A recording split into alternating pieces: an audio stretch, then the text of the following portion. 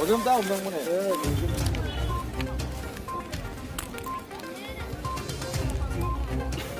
아이, 깜빡 먹더라.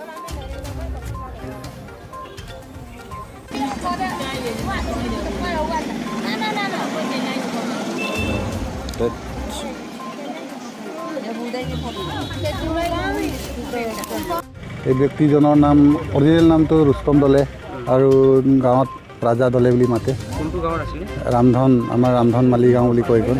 ঘটনাটো কেনেকুৱা হৈছিলে বাৰু? ঘটনাটো হোৱা মানে এতিয়া বিৱৰি ক'ব নোৱাৰিছোঁ।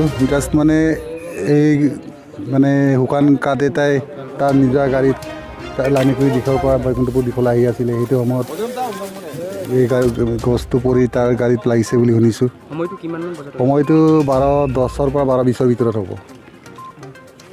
জেগাটো স্থানীয় ব্যৱহাৰ ৰাখোত ককে, লানিকুৰি ৰাখোত ককে বুলি কয় এইখন।